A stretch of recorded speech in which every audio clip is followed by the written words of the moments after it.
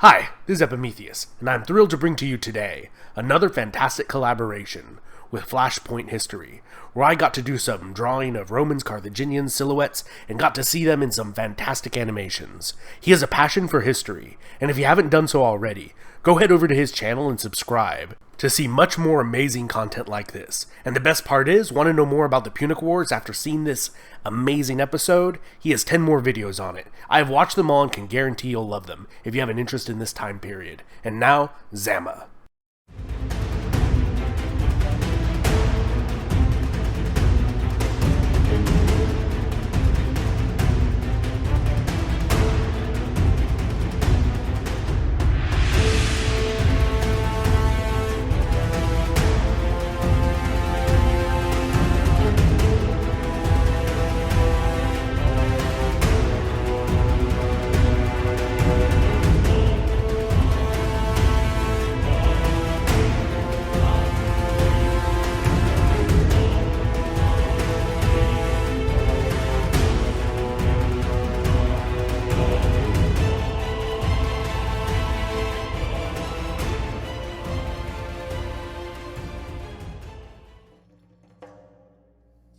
The war at this point had been going on for a very long time.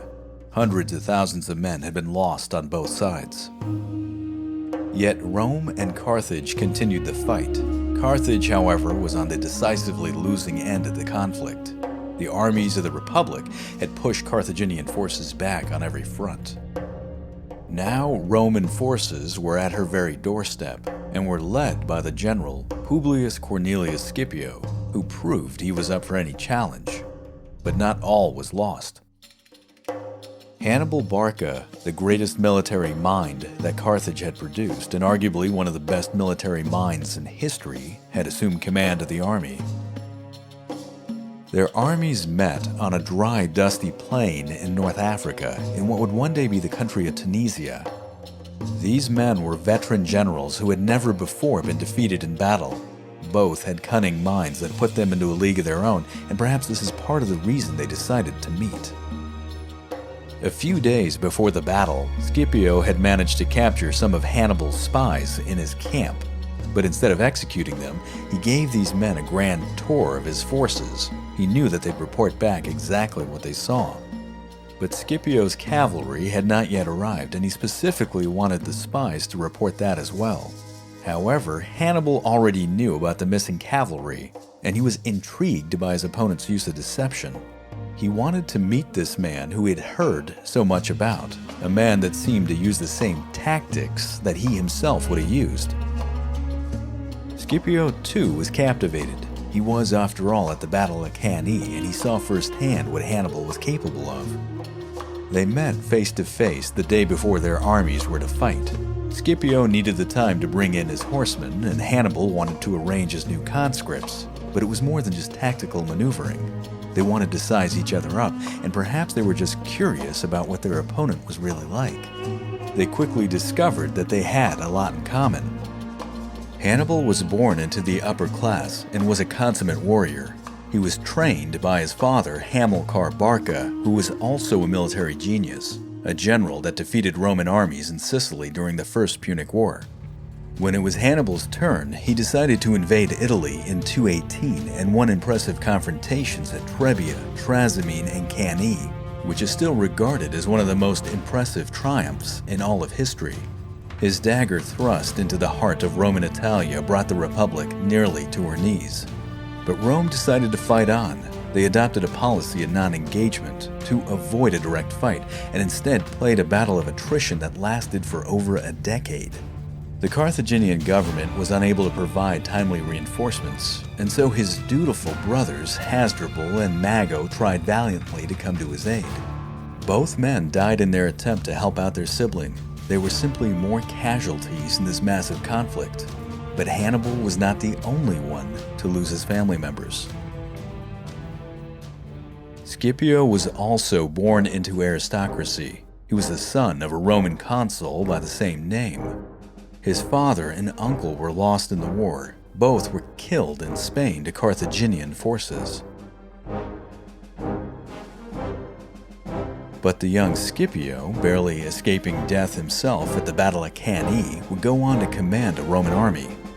He took this force to Spain in the year 210, and then using military brilliance won decisively at New Carthage, Baecula, and Ilipa. This was his masterpiece victory, and it was in this baptism by fire that Scipio honed his abilities in tactical audacity. Now, it was also in Spain that he encountered the superb Numidian cavalry commander Massinissa, who at the time was working for the Carthaginians.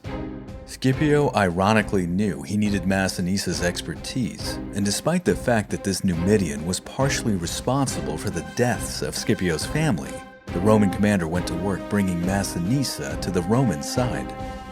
In 205, Scipio returned to Rome and became one of the youngest consuls in Roman history, and by unanimous vote. But when he proposed a direct invasion of Carthage, he was immediately rejected. After considerable effort, he was able to finally get approval, yet his political opponents denied him the ability to levy new forces in Rome. Scipio did manage to gain some volunteers in the capital, but he knew a place where he could find more men for the army. On the island of Sicily, the 5th and 6th legions had been placed in exile. These were the remnants of the men who had been defeated at Cannae. They had been left, as a result, in a state of living limbo as punishment for their failure. Scipio was going to give them a shot at redemption, and so he incorporated these men into his army and then trained all of his men to peak efficiency. With his men well prepared, the Roman general then invaded North Africa and brushed aside a Carthaginian force at the Battle of the Great Plains in 203. This victory prompted the Carthaginian government to sue for peace, but in reality they used the time to recall Hannibal from Italy. They were going to need him for a last-ditch defense of the homeland. Hannibal answered the call and brought the remains of his army with him, but these men were his veterans. They were also at the Battle of Cannae, but now they were fighting for the very continued existence of Carthage. The Battle of Zama, as it would be called, was thus a rematch between men who were fighting on one end for their redemption and on the other for their very survival. Hannibal was the first to arrive on the battlefield. He had 36,000 infantry, 4,000 cavalry, and 80 elephants. He deployed his infantry into 3 lines. The first line consisted of his weakest mercenary troops, men who he had very little time to train. His second line was his citizen soldiers, people who were levied from Carthage and Libya. And in his third and last line, he placed his veteran soldiers, men who had served him well for more than 15 years. Going into the battle, Hannibal knew that Scipio was famous for his enveloping double pincer attack as he had done at the Battle of Ilipa, and so he intentionally held back his third line to dissuade the Romans from doing this tactic. On both flanks, he placed his cavalry, and with the intent of sending in an opening charging attack, he placed his elephants right in the front. On the other end of the battlefield, Scipio also had his forces in 3 lines, but he only had 29,000 infantry. In typical Roman formation from front to back were the Hastati, which were his youngest and least experienced, followed by the Principes, who were men in the prime of their lives, usually also rich enough to afford better equipment, and finally the Triarii, the older but most experienced and thus best equipped of his forces. But unlike typical Roman formation, Scipio didn't place his base units, known as maniples, in the standard checkerboard pattern, but rather in single file to create alleys between his men. This was done because he correctly guessed that Hannibal would bring his elephants to the field, and thus prepared his men for the attack.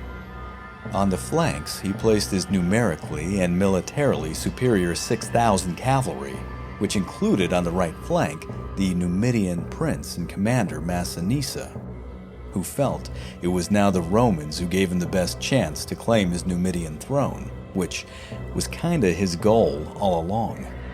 In the front of his line, Scipio placed his Velites. These were skirmishers who masked his true formation from Hannibal's view. The battle began as Scipio predicted. Hannibal charged out his elephants in a direct attack on the Roman center. As the elephants approached, Scipio ordered his cavalry to sound their horns, which frightened some of the animals, causing some of them to run back into their own lines, trampling those in the way, especially on the Carthaginian left wing. As the rest of the elephants neared the Roman formation, the Vela T's blended back into the line, revealing the alleys between the soldiers. The elephants chose the path of least resistance, running down the lanes, which made them easy targets to be brought down by spearmen on either side. Massinissa watched as the Carthaginian elephants were dealt with, and then launched his cavalry into the Carthaginian left wing. The Roman cavalry on the other side, under the command of Laelius, did likewise. Unlike other battles where Hannibal had the superiority in cavalry, and thus had the potential to unleash drastic and very mobile attacks, at Zama his horsemen were outnumbered and soon began to fall back. With no alternative, Hannibal ordered his cavalry commanders to withdraw and lure their Roman and Numidian counterparts from the field, which worked. For all their tactical brilliance, the fight now between Hannibal and Scipio became an infantry brawl. Scipio sent in all three of his lines. Hannibal did the same, but he kept his veteran third line back in reserve, just in case Scipio tried anything unusual. The Hastati smashed into Hannibal's mercenary troops, pushing them back. But Hannibal's second line, seeing a rout in the making, began to lower their spears and pointed them at their own comrades, and thus got them back into the fight. The Carthaginian counterattack drove into the Hastati and destroyed their line. It was now the Romans' turn to reinforce a crumbling front, which was done by the Principes. This counterattack stopped both of Hannibal's lines in their tracks. The fighting started to intensify, and soon the Carthaginian line began to falter and break down. Seeing his enemy's confusion, Scipio now gave the order to change the entire configuration of his army and extend his front line. His Hastati soldiers regrouped and formed the center. His Principes assembled on their flanks, and the veteran Triare rallied on the extreme wings. Perceiving the potential for an envelopment, Hannibal mirrored Scipio's move. He brought up his veteran soldiers to create a new center, and then he assembled his mercenary and conscript Carthaginian and Libyan forces on the wings. The Battle of Zama now came down to a single Roman line taking on a single Carthaginian one. This was a gruesome confrontation, and at one point, Hannibal began to gain the upper hand. Holes began to form in Scipio's forces. The Roman formation, exhausted by fighting, it was said began to lose ground. But just as this was about to be a Punic victory, the Roman and Numidian cavalry under Massinissa appeared again on the field. The horsemen drove directly into the rear of Hannibal's army, and the results were inevitable. It was no longer a battle, but a massacre. The Carthaginians suffered 20,000 dead, with another 20,000 captured. The Romans sustained only a fraction of that, but they had won the fight. The Second Punic War was now over. Carthage had to sue for peace and was strapped with a punishing treaty and massive indemnities. Scipio recognized Hannibal as being a worthy adversary and an honorable man. Their meeting before the battle only reinforced in the Roman commander that there was something redeeming in his opponent. So instead of being dragged back in chains to a Roman triumph, Hannibal was allowed to live and would serve Carthage now in an administrational role. Eventually, he would come to lead the establishment. But as the war came to a close, both men returned to governments that were hostile towards them. Hannibal did too good of a job in government, bringing wealth to the rank-and-file people instead of just the aristocracy. This incurred the wrath of other politicians who ironically reported him to the Romans and forced him to run for his own life. He escaped as a fugitive to the east, but eventually was cornered and decided to drink poison rather than ever becoming a prisoner. Scipio had also come too far too fast.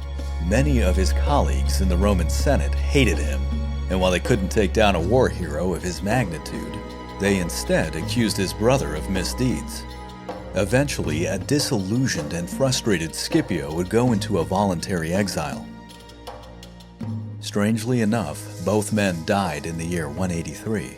Hannibal died as he lived, on his own terms. As he drank the poison, he was remembered as saying, Let us relieve the Romans from the anxiety that they have so long experienced, since they think it tries their patience too much to wait for an old man's death. Scipio made it a point to be buried away from the city of Rome. The inscription on his tombstone read, Ingrata patria ne osa quadeam mea habeas. Ungrateful country, you shall not even possess my bones. Carthage recuperated from the war a little too well. She paid off her debts in no time and grew once again to be an economic powerhouse. This frightened the Romans, who wanted her to be submissive at best. The Roman senator, Cato the Elder, became the biggest proponent for the annihilation of Carthage, and he would end all of his speeches with Delenda Carthago est, that is, Carthage must be destroyed. Eventually, he got his wish, and 50 years after the Second Punic War ended, the Third Punic War began. A Roman army under the command of Scipio's adopted grandson, a man named Scipio Aemilianus, managed to take the city in 146. It was now that the pent-up hatred that the Romans had was finally unleashed. Temples were torn down, the city walls destroyed, the foundations uprooted, and her people dispersed and sold into slavery. Scipio Aemilianus then gave the final command to set whatever was left to the torch, and a firestorm of unprecedented magnitude consumed and gutted what was once the proud capital of an empire. But as he watched the flames, he began to weep and became pale at the sight. He was approached by his mentor, Polybius, who recorded that when he had given the order for the firing of the town, he immediately turned around and grabbed me by the hand and said, Polybius, it is a grand thing, but I know not how. I feel a terror and dread, lest someone should one day give the same order about my own native city. And so it came to pass that 550 years later, Rome would also face the carnage of her own firestorm.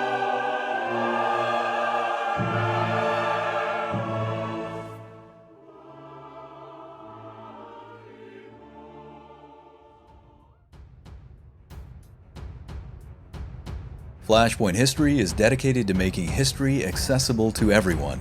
If you enjoyed this video, give it a like and subscribe.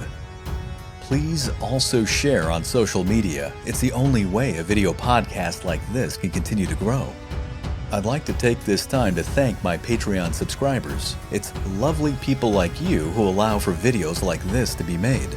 Now, for those of you who want to help with the process, consider contributing on Patreon.